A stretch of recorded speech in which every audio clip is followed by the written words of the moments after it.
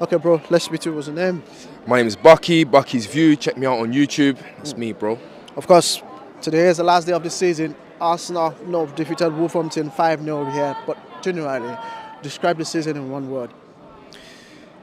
Encouraging. That's the word I'll use, encouraging.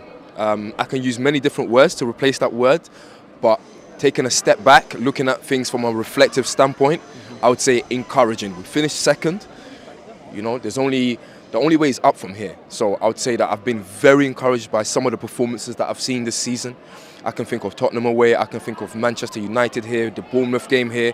You know, some of those emotional games that we had, you know, really getting the club together, the connection between the fans, the players, everyone associated. Digesting all of that, I would say very encouraging, very promising. Either encouraging or promising, yeah. Will Granit Xhaka be missing Arsenal?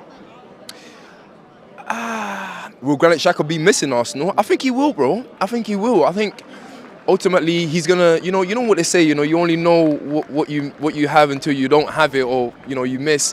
Look, Granit Xhaka for me, I'm in the side of the fence where for me it's time to go. It's time to go. You know, we've seen pretty much all we can see and all we have to see from Granit Xhaka.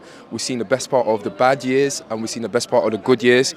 But ultimately, not so much we need better than Granit Xhaka, but we need essentially upgrading on Granit Xhaka. So he's going to miss us, bro, because not a lot of players find success, unless you go to a Man City or something.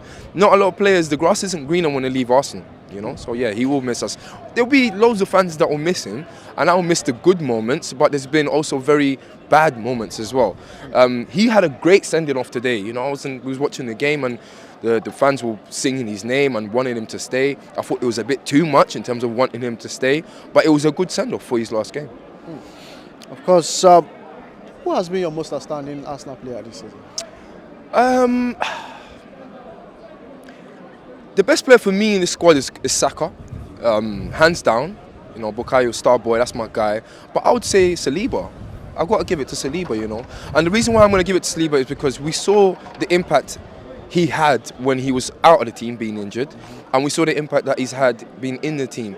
You know, a lot of our early successes in terms of our victories in the early phases of the season was because Saliba is an extraordinary defensive defender. He's somebody who is able to play in a structure, in a system that we can actually work, you know, and we can seamlessly move from defense to midfield to attack. He had that nous about him. He had that strength about him that he was able to not only defend but also play with, you know, with such a vigor that it will propel us to attacks. And we've obviously missed that. So I'd say for me, Saliba, man.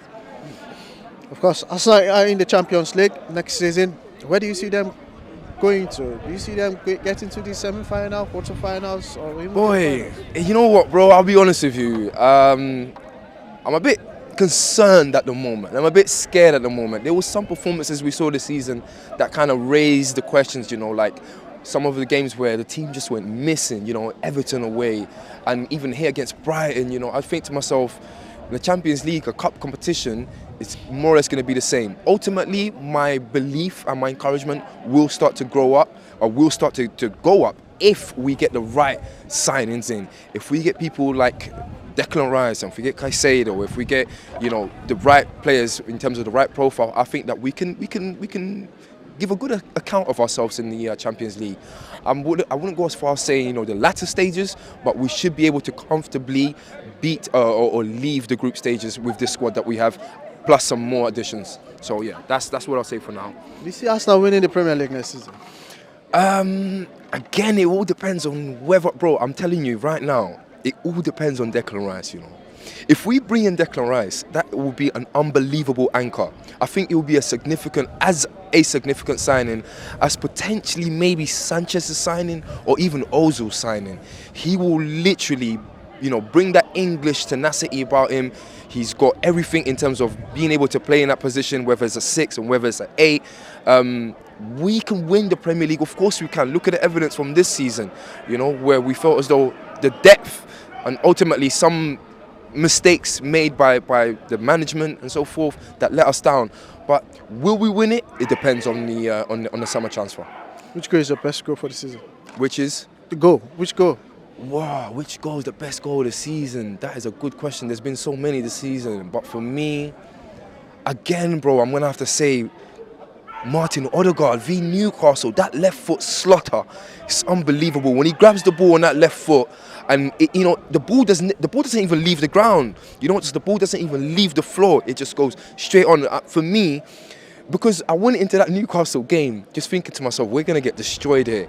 We've already lost the title. The boys don't look like they're gonna have enough energy to bring it back up. And then you see a performance like that, 2-0, and we performed like that, and we won that game in the way we did because of breaking the deadlock and scoring the goal. So for me, the best goal and the most significant goal was that Odegaard goal, even though we was already past the concept of winning the league. If I have to kind of give an honourable mention, I'll say Reece Nelson right here, 3-2 Bournemouth.